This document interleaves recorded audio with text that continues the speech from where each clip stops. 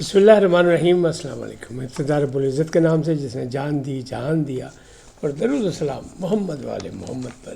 آئیے ان کے ساتھ ناصر نقوی حاضر خدمت ہے۔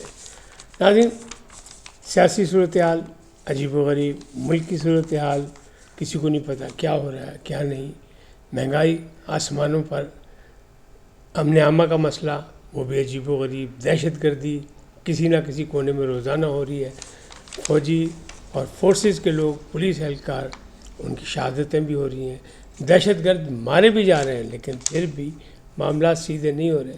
تو صورتحال کدھر جا رہی ہے، ان تمام باتوں کا احاطہ کروں گا، لیکن پہلے آپ کو بتاؤں کہ سہیل آفریدی ملاقات کیوں نہیں، وجوہات کیا ہے، اور فضل الرحمان کا دو ٹوک فیصلہ، یعنی مولانا بے رحم ہو گئے، اور موجودہ حالات میں علیمہ خان آخر چاہتی کیا ہے، یہ وہ سوال ہے جو لوگوں کے آج کل ذہنوں میں ہے۔ ہری پور الیکشن کون جیتے گا، وہاں کانٹے دار مقابلہ ہے، کیا صورتحال ہے، اس سے بھی آپ کو آگاہ کروں گا۔ اور طالبان پھنس گئے، جنگ بندی مجبوری، ان تمام باتوں کی تفصیلات سے آپ کو آگاہ کروں گا، لیکن پہلے آپ سے گزارش کا ہے ان کو سبسکرائب کریں، لائک کریں اور گھنٹی کا بٹن دبانا نہ بھولیں، بلکہ اپنی قیمتی رائے کا اظہار اپنی شخصیت کے مطابق کیجیے۔ جی ناظرین، پہلی بات یہ کہ طالبان پھنس گئے، کئی ادوار ہوئے اور ناکام ہو گئے۔ ایک وقت وہ مانتے تھے، دوسرے ٹائم انکار کر دیتے تھے، کابل سے رابطہ کرتے تھے، انکار ہو جاتا تھا۔ طالبان حکومت تسلیم نہیں کرتی، کیوں کہ ڈوئل کھیل رہی ہے، ان کے پس پشت جو ہے وہ بھارتی لابی کام کر رہی ہے، اور وہ ان کو رکنے نہیں دے رہی کہ وہ پاکستان کے لیے اس نے کوئی نہ کوئی محاذ تو کھولنا ہے۔ فنڈنگ بھی ہو رہی ہے، ہیلی کاپٹر بھی پہنچ گئے تربیت کے لیے، کابل میں دیکھے گئے کہ وہ لے کے گیا، ان کو تربیت دے رہے ہیں ہیلی کاپٹرز کی۔ اور وجوہات کیا ہے کہ امریکن جو اسلحہ چھوڑ کے گئے تھے وہ چلا نہیں سکتے، لہٰذا ان کو ٹریننگ دینے کے لیے بھی بھارت پہنچ گئے بھارتی۔ اب یہ ساری معاملات اپنی جگہ، لیکن پاکستان نے اور پاکستان کے فیلڈ مارشل نے دو ٹوک بات کی، افغانستان سے دہشت گردی ناقابل برداشت، اور ٹی ٹی پی سے وہ طالبان کے جو نمائندے تھے، افغان طالبان کے جو مذاکرات کر رہے تھے استنبول میں، انہوں نے کہا یہ ہم ٹی ٹی پی کو بٹھا کے مذاکرات کراتے ہیں۔ پاکستان نے کہا دہشت گردوں سے کسی قسم کی کوئی مذاکرات ملاقات نہیں ہوگی، لہٰذا ناکام ہو گئے۔ لیکن اچانک ڈرامائی تبدیلی ہوئی کہ جب پاکستانی وقت اپنا بسترا گول کر کے، بوریا بستر لپیٹ کے ایئرپورٹ کی جانب جا رہا تھا، تو اچانک پیغام ملا ترکیہ کی جانب سے کہ ذرا ٹھہرے، مذاکرات کرنے ہیں، بات کرنی ہے، کوئی معاملات کو بہتری کی طرف لے جانا ہے تو آپ مہربانی کریں۔ پاکستانی وفد نے رابطہ کیا پاکستان سے، وزارت خارجہ سے، ان کو گو ہیڈ ملا کہ ٹھیک ہے دیکھ لیں آپ، ہم تو امن کے خواہاں ہیں۔ تو وہ بات چیت ہوئی، اور اس پہ یہی ہوا کہ جنگ بندی تو فی الحال کر دی، یعنی ٹائم مانگ لیا، قسم کا انہیں کرنا ہے مارنا نہ، سانو ٹریننگ کر لیں دو، انڈین آئے ہیں، بھارتی آئے ہوئے ہیں، وہ ہمیں ٹریننگ دے رہے ہیں، تو اتنا وقفہ دے دیں، تو جنگ بندی رہنے دیں۔ اب مسئلہ کیا ہوا، کیوں مجبور ہوئے، صاف انکار تھا، پھر مجبور کیوں ہوئے؟ مجبور ہونے کی دو وجوہات ہیں۔ ترکیہ نے برادر ملک افغانستان کے حوالے سے، اسلامی برادر ملک کے حوالے سے شمالی علاقے میں میگا پروجیکٹ پہ انویسٹمنٹ کی ہوئی ہے۔ ترکیہ نے کہا اگر آپ ہماری بات نہیں مانتے تو پھر ختم، اور ہم رابطہ کریں گے کس سے، شمالی اتحاد سے، ان سے بھی ہم رابطے میں۔ تو وہ طالبان کے لیے ایک تھریٹ بن گیا۔ پاکستان کا دباؤ اپنا تھا کہ پھر جنگ ہے تو پھر جنگ ہی صحیح، لڑنا ہے تو لڑ لیتے ہیں، ہم نے تو دہشت گردی کا خاتمہ کرنا ہے، خطے میں امن کرنا ہے، اور کسی کی زمین سے ہماری طرف دراندازی ہوگی تو ہم اسے نہیں چھوڑیں گے، چاہے وہ کوئی بھی ہو، اسے تو کھلا اعلان کیا ہوا ہے۔ پھر قطر نے بھی ان کو دھمکی دی کہ دوحہ میں آپ کا واحد دفتر ہے طالبان، افغان طالبان کا، اس کا خاتمہ کر دیں گے، بند کر دیں گے، اس کو بندش ہو جائے گی اس کی، اور جو فنڈز آپ کو دیے جا رہے ہیں اس سے بھی ہاتھ کھینچ لیں گے۔ تو جناب وہ پیگی پسوڑی، اور پھر ان معاملات کی وجہ سے انہیں رابطہ کیا کابل میں، اور کابل سے کیا پائی کسی طریقے سے فی الحال تو جنگ بندی کراؤ، پھر غور کرتے ہیں کیا کرنا ہے۔ اب یہ مستقل جنگ بندی نہیں ہے، نہ ہی وہ کوئی طالبان ٹی ٹی پی جو ہے طالبان پاکستان، ان کو تو صاف انہوں نے کہہ دی وہ آپ کے ہیں، آپ جانے، آپ کا کام جانے۔ پاکستان کہا اچھا ہمارے ہیں تو پھر سانو نبڑن دو، تو کہتے نہیں ہمارے علاقے میں ہے تو آپ نہ کچھ کریں، تو یہ تو نہیں ہو سکتا، دوگلی پالیسی نہیں ہو گئی ہے. اب ان کو کچھ نہ کچھ کرنا پڑے گا. فیلڈ مارشل کہتے ہیں بہت صبر کر لیا، سیاسی حکومت نے بھی کہہ دیا کہ نہیں. کیوں کہ سب پوری دنیا، اس صرف ایشیا میں نہیں، خطے میں نہیں، پوری دنیا میں امن، کیونکہ امن کے بغیر ترقی اور خوشحالی ناممکن ہے. تو جہاں مارو ماری ہوگی وہاں ترقی نہیں ہو سکتی. تو یہ معاملات نہیں ہوں گے، یہ نہیں چلیں گے. تو اس طرح طالبان پھنس گئے اور مجبوراً جنگ بندی کی بات کرنی پڑ گئی. اب بات کرتے ہیں ہری پور الیکشن کی. ہری پور الیکشن پہ ضمنی الیکشن ہو رہا ہے ہری پور میں، اور وہ عمر ایوب کی سیٹ وہ نااہل ہوئے، قرار دیے گئے اپوزیشن لیڈر تھے قومی اسمبلی میں، تو ان کی جگہ ان کی بیگم شہناز عمر ایوب الیکشن لڑ رہی ہے. نمبر ایک تو یہ کہ یہ وہاں تاثر دیا گیا تھا یا کسی نوجوان کو ٹکٹ دیا جائے گا پی ٹی آئی کی جانب سے، تو وہاں گروپنگ ہو گئی کہ نوجوان کو ٹکٹ نہیں دیا گیا، پھر اشرافیہ کو دے دیا گیا. اور یہ خاندان ایسا ہے، سابق صدر فیلڈ مارشل محمد ایوب خان کا خاندان، اس میں جناب پوتے پوتیوں کو، نواسیوں کو، دامادوں کو، سب کو ٹکٹیں ملتی ہیں چاہے کوئی بھی جماعت ہو. تو پی ٹی آئی نے بھی اسی طرح ان کو جو ٹکٹیں دی تھیں.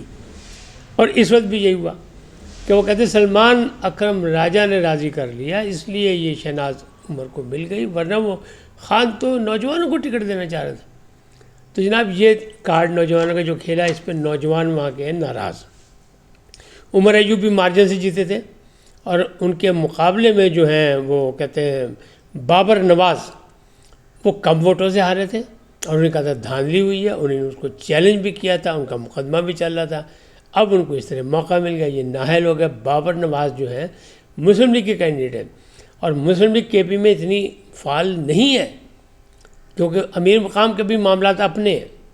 لیکن یہاں جو ہے بابر نواز اور ان کا خاندان جو سیاسی خاندان ہے، ان کے چچا بھی جیتتے رہے، ان کے دوسرے بھی رشتہ دار جیتتے رہے الیکشن، اور یہ باقاعدہ مسلم لیگی خاندان ہے. بلکہ یہ علاقہ جو ہے 1940 سے مسلم لیگی ہے، تاہم اس میں زوال ہوتا رہا، اتار چڑھاؤ تو آتا ہے سیاست میں. تو بابر نواز ذاتی طور پہ جو ہے ملنسار آدمی ہے، اور ان کے اپنے بڑے تعلقات ہیں، اپنا بڑا ووٹ ہے. تو کہنے والے یہ کہہ رہے ہیں یہاں پڑے گا کانٹے دار مقابلہ. اگر جس طرح کے پی اسمبلی کے اندر سینٹ کے الیکشن میں انہوں نے 91 ووٹ دیے اپنے امیدوار کو، اور وزیر اعلیٰ کو 90 ووٹ دیے، انہوں نے بالکل ٹوٹ پھوٹ نظر نہیں آئی. اگر اسی طرح پھر یہاں اکٹھے ہو گئے قومی اسمبلی میں تو پھر تو جناب بچ جائیں گے. ورنہ اگر یہاں شہناز عمر کو شکست ہو گئی، بابر نواز جیت گئے، تو پھر یہ پلہ بھاری نظر آئے گا، اور یہ نظر آئے گا کہ ان کی مقبولیت جو ہے پی ٹی آئی کی وہ صوبے میں ختم ہو گئی یا کم ہو گئی، اور یہ معاملہ گڑبڑ ہے. تو یہیں سے یہ بنیاد بنے گی. تو یہ بڑا اہم الیکشن ہے، کانٹے دار مقابلے کے چانسز ہیں. کسی کو آپ کہہ نہیں سکتے، دونوں کے چانسز موجود ہیں، اس لیے کہ پی ٹی آئی کا ورکر بھی وہاں موجود ہے، پی ٹی آئی کے لوگ بھی موجود ہیں، نوجوان ناراض بھی ہے، پی ٹی آئی میں گروپنگ بھی ہے. دوسری طرف بابر نواز خود مضبوط کینڈیڈیٹ ہے، ان کے اپنے تعلقات، ان کے اپنے خاندان کے تعلقات موجود ہیں. تو یہ ساری چیزیں جو ہیں اس انداز میں ہیں. اب بات کرتے ہیں فضل الرحمان کا دو ٹوک فیصلہ. فضل الرحمان نے ایک تو جناب للکارا ہے وزیر اعلیٰ پنجاب کو، مریم نواز کو. انہوں نے کہا جناب 10,000 روپے دے کے آپ علماء کو خریدنا چاہتے ہیں؟ یہ ماضی میں بھی ایسی حرکتیں ہوتی رہی ہیں. جناب بھول جاؤ، کوئی وظیفہ نہیں چاہیے، ہم اپنے مولویوں کو خود دیکھ بھال کرتے ہیں، ہم خود مدرسے چلاتے ہیں، ہم کسی کو زبردستی نہیں کرنے دیں گے. یعنی مدارس میں بھی در اندازی قبول نہیں. تو یہ تو ایک انہوں نے چیلنج کر دیا، اور عوامی جلسے میں کر دیا. ختم نبوت کانفرنس تھی چنڈی میں، وہاں انہوں نے خطاب کرتے ہوئے یہ کہہ دیا کہ نہیں. اسی طرح انہوں نے کہا کہ اقلیتی حقوق ایکٹ جو ہے، کمیشن جو بنایا گیا ایکٹ کمیشن، اس کو بھی ہم مسترد کرتے ہیں. تو علماء کے کردار کو ایشی نہ کی جائے ورنہ مہنگا پڑے گا. دوسرا دو ٹوک فیصلہ انہوں نے یہ کیا کہ کے پی کے حالات جو ہے، قبائلی علاقوں کے حالات جو ہیں، وہاں رٹ کوئی نہیں حکومت کی، حالات بے تحاشا خراب ہے. لہٰذا جو سہیل آفریدی صاحب فرماتے ہیں کہ آپریشن نہیں، خفیہ معلومات پر آپریشن نہیں، ٹارگیٹڈ آپریشن نہیں، دہشت گردوں سے مذاکرات کیے جائیں جو ان کے بانی کہتے ہیں، وہ نہیں ہوگا. ان کے ساتھ آہنی ہاتھوں سے نپٹا جائے، رٹ قائم کی جائے، اور ان کو ختم کیا جائے، جتنے بھی دہشت گرد ہیں چاہے وہ کسی سے بھی تعلق رکھتے ہوں. تو یہ دو ٹوک فیصلہ انہوں نے کر لیا. اب بات کرتے ہیں کہ سہیل آفریدی صاحب کی جو ملاقات ہے وہ کیوں نہیں ہو رہی؟ یہ بالکل ویسی واقعہ ہے جیسے علیمہ خان کا مسئلہ ہے کہ علیمہ خان آخر چاہتی کیا ہے؟ علیمہ خان چاہتی ہیں کہ ان کی گرفتاری ہر قیمت پہ ہو، گرفتاری ہو، ویسے وہ پیش نہیں ہوگی تاکہ ان کو زبردستی پکڑا جائے، پھر جناب خبروں کا عنوان بنے، پھر ان کی پاپولیرٹی میں اضافہ ہو، مقبولیت بڑھے گا، لو جی پھر پڑھ لیا جائے۔ 6 دفعہ ان کے وارنٹ گرفتاری جاری ہوئے لیکن وہ نہیں آ رہی۔ کوئی یہ نہیں کہے گا جب پکڑی جائیں گے تو کہیں گے مظلوم ہے، ظلم ہو گیا، زیادتی ہو گئی۔ یہ نہیں کوئی کہے گا کہ یہ جان بوجھ کے وارنٹ تعمیل ہونے کے بعد بھی آپ عدالت میں نہیں گئے تو آپ ذمہ دار ہیں، آپ کے خلاف کارروائی ہونی چاہیے۔ وہ چاہتے بھی یہی ہیں، اور حکومت گرفتاری فی الحال نہیں چاہتی۔ وہ کہتی ہے اچھا کھیل لو، جنا کھیلنا، جنا دوڑنا دوڑ لو، آنا تے تھی ہے کڑی دی مچھی جائے گی کتے پاسپورٹ بلاک، اکاؤنٹس منجمد، شناختی کارڈ بلاک، تو سارا کچھ تو نہیں کر دیا ہے، انہوں نے کھیل لو جنا کھیلنا۔ اب اسی طرح کا سہیل آفریدی کا مسئلہ ہے کہ انہوں نے جتنی بڑکیں ماری اسمبلی فلور پہ جس طرح چیلنج کیا، اور انہوں نے کہا جی ہم نبٹ لیں گے اور ہم یہ کر لیں گے، اور خان کا اور احتجاجی سیاست میں میرا جو امام ہے وہ جیل میں ہے، 2 سال سے میری ملاقات نہیں ہوئی، اگر وہ حکم کرے گا تو ہم اسلام آباد پہ چڑھائی یعنی چڑھ دوڑیں گے۔ تو بھائی اس طرح تو نہیں ہوگا۔ اسٹیبلشمنٹ نے خیر سگالی کا پیغام بھیج دیا تھا طاقتوروں نے، وہ جو کور کمانڈر جا کے مبارکباد دیا ہے، وزیر اعظم نے بھی خیر سگالی کا پیغام دیا کہ انہیں مبارکباد دے دی۔ کیوں کہ منتخب وزیر اعلیٰ ہیں، چیف ایگزیکٹو ہے صوبے کے، تو یہ تو ماننا پڑے گا۔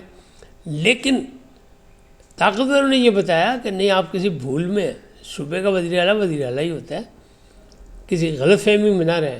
ہم چاہیں گے تو ملاقات ہوگی، نہیں چاہیں گے تو نہیں، اپنی زبان ٹون بدلے تو سب کچھ ہو جائے گا۔ کیوں؟ وجوہات کیا ہیں؟ وجوہات یہ ہے کہ چاہے وہ چیف ایگزیکٹو ہو، منتخب وزیر اعلیٰ ہو، یا کور کمانڈر پشاور ہو عمر بخاری صاحب، بات یہ ہے کہ انتظامی معاملات، خاص طور پہ امن عامہ کے معاملات جو ہے جس کے بغیر صوبہ چل نہیں سکتا، وہ مل کے میوچل انڈرسٹینڈنگ سے ہوں گے۔ لہذا اس میکنزم کو بنانا پڑے گا، نہیں بنائیں گے تو نقصان کس کا ہوگا؟ سہیل آفریدی صاحب کا۔ بظاہر سیاست وہ کرتے رہیں لیکن صوبے کے عوام کا نقصان ہو رہا ہے۔ کیبنٹ تو اب 10-11 ارکان کی بنا رہے ہیں اور ہو گیا، لیکن ملاقات نہیں ہوئی۔ ملاقات میں کہا جی طاقت، ریاست جو ہے وہ طاقتور ہوتی ہے، اور وہ بتا رہے ہیں کہ جناب بھول میں نہ رہیں، آئین اور قانون کا نام لیتے ہیں تو آئین اور قانون کی پاسداری کریں، اس کے تحت ہم بھی تیار ہیں، آپ بھی تیار ہو جائیں۔ لیکن ابھی مسئلہ حل ہوتا نہیں لگ رہا، جب تک طاقتور نہیں چاہیں گے، جب تک ان کی ملاقات نہیں ہوگی۔ عدالتی فیصلہ ہوا تھا، حکم ہوا تھا، لیکن اس کا ابھی تک نوٹیفیکیشن ہی نہیں پتہ لگ رہا، نہ جیل گیا، نہ اس کی اٹیسٹڈ کاپی جو ہے وہ سہیل آفریدی صاحب کو ملی۔ تو حالات تو یہ ہے، یا تو یہ کوشش کر کے لے لیتے اور جا کے کہتے یہ دیکھیں میری اٹیسٹڈ کاپی، عدالت کا فیصلہ ہے، جیل حکام کہتے ہیں ہمارے پاس آیا نہیں۔ یہ پولیس اور فورسز اور یہ جتنے بھی ادارے ہیں، ان کا ایک روٹین کا کام ہے، وہ کہتے ہیں ہمیں تو پتہ نہیں، ہمارے تک تو ریکارڈ آیا نہیں، ریکارڈ آئے گا تو بسم اللہ ہم عمل درآمد کریں گے۔ فی الحال اتنی، پھر ملیں گے نئے موضوع کے ساتھ۔ جاتے جاتے آپ سے درخواست، آئیے ان کو سبسکرائب کریں، لائک کریں، گھنٹی کا بٹن دبانا نہ بھولیں، اور اپنی قیمتی رائے کا اظہار اپنی شخصیت کے مطابق کریں۔ سدا سلامت رہیں، لیکن پہلے پاکستان زندہ باد، پاکستان زندہ باد، پاک افواج پائندہ باد، سدا سلامت رہیں، اللہ نگہبان۔